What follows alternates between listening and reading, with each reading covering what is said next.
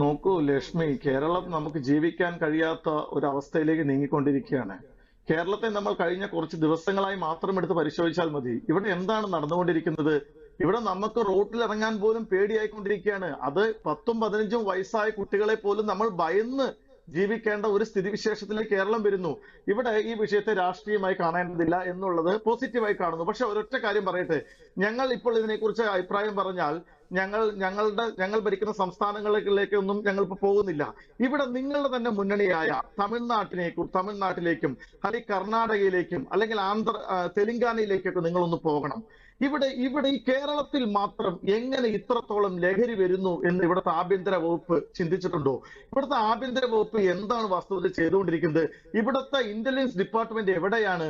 ഇവിടെ കേരളത്തിൽ എവിടെയും ലഹരി ലഭ്യമാണ്. ഏത് മുക്കിലും മൂലയിലും പോയാലും ലഹരി ലഭ്യമാകുന്ന അവസ്ഥയിലേക്ക് കേരളം മാറുന്നു. മാത്രവുമല്ല, എടുത്തു പറയേണ്ട പ്രധാനപ്പെട്ട കാരണം, ഇപ്പോൾ ഒരു കുട്ടിയെ കൊന്ന വ്യക്തികളെ ഇന്ന് എനിക്കത് കുട്ടികളെന്ന് പോലും പറയാൻ കഴിയില്ല. അവരെ ഇന്ന് എക്സാം എഴുതിപ്പിച്ചത് ഏത് നിയമത്തിന്റെ ആനുകൂല്യമാണെങ്കിലും അത് എന്ത് സന്ദേശമാണ് അടുത്ത തലമുറയ്ക്ക് കൊടുക്കുന്നത്? ഇവിടെ കഴിഞ്ഞ ദിവസം ഈ കുട്ടികളെ കൊന്നവരുടെ വാട്സപ്പ് സന്ദേശം നിങ്ങൾ കേട്ടോ? ആ വാട്സപ്പ് സന്ദേശത്തിൽ അവർ പറയുന്നത് എന്താണെന്ന് അറിയുമോ? എടാ, ഞാൻ അവന്റെ കൊല്ലുമെന്ന് ഞാൻ പറഞ്ഞില്ലേ, അവന്റെ കണ്ണ് ഞാൻ ഇല്ലാതെയാക്കിയിട്ടുണ്ട്.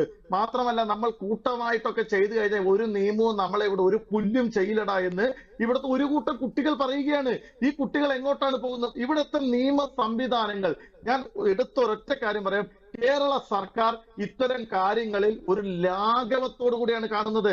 ഇവിടെ ഞാൻ മൊത്തത്തിൽ ഒരൊറ്റ കാര്യം പറയാൻ ആഗ്രഹിക്കുന്നു. ഇവിടെ ഒരു കുട്ടി അധ്യാപകനോട് പറഞ്ഞു, നിന്നെ പുറത്ത് കിട്ടിയാൽ ഞാൻ ശരിയാക്കും. എന്തിനാ കാരണം എന്ന് പറയും? മൊബൈൽ പിടിച്ചതാ.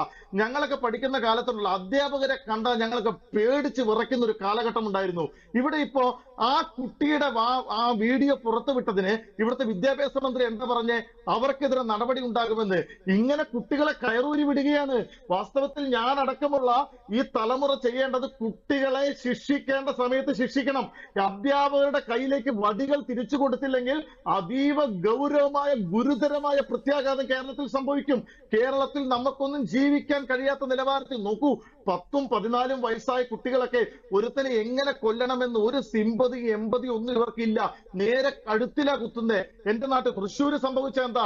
കഴുത്തിൽ 29 വയസ്സായ ഒരാളെ 14 വയസ്സായ ഒരുത്തൻ കഴുത്തിലാ കുത്തുന്നേ. ഇന്ന് തന്നെ ആ കുട്ടികളെ പരീക്ഷ എഴുതിച്ചത് ഏത് നിയമത്തിന്റെ ആനുകൂല്യത്തിലാണല്ലോ? ഇവിടുത്തെ ആഭ്യന്തര വകുപ്പിന് ഇച്ഛാശക്തി ഉണ്ടായിരുന്നെങ്കിൽ ആ കുട്ടികളെ പരീക്ഷ എഴുതിപ്പിക്കുകയായിരുന്നു. അവര് ക്രിമിനൽസ് ആണ്. ഇവരൊന്നും ഇവിടെ പഠിച്ചിട്ട് ഒന്നും നേടാൻ പോകുന്നില്ല. ഇവര് തക്കതായ ശിക്ഷ കൊടുത്തില്ലെങ്കിൽ വരും കാലങ്ങളിൽ ഇതിവിടെ വർദ്ധിച്ചു വരും. കുട്ടികളെ അടിക്കേണ്ട പ്രായത്തിൽ അടിക്കണം.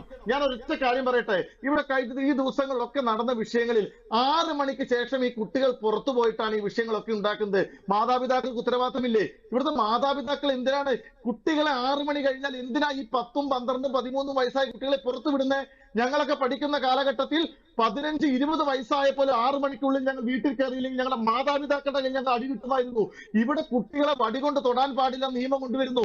ഇവിടുത്തെ വിദ്യാഭ്യാസ മന്ത്രി കഴിഞ്ഞ ദിവസം നിന്നെ ശരിയാക്കുമെന്ന് പറഞ്ഞ കുട്ടിയുടെ വീഡിയോ പുറത്തുവിട്ടതിന് അധ്യാപകർക്കെതിരെ നടപടി ഉണ്ടാകുമെന്ന് പറയുന്നു. ഞാൻ മറ്റുള്ളവർ പറയുന്ന വിഷയങ്ങളിലേക്ക് ഒന്നും കിടക്കാൻ ആഗ്രഹിക്കുന്നില്ല. ഞാൻ പറയുന്നു, ഇത് വലിയൊരു അനാസ്ഥയാണ്. ശിക്ഷിക്കേണ്ടതുപോലെ ശിക്ഷിച്ചില്ലെങ്കിൽ കേരളം വലിയ ഗുരുതരമായ പ്രത്യാഘാതത്തിലേക്ക് പോകുമെന്ന് ഈ ആദ്യ സെക്ഷനിൽ പറയാൻ ഞാൻ ആഗ്രഹിക്കുന്നു.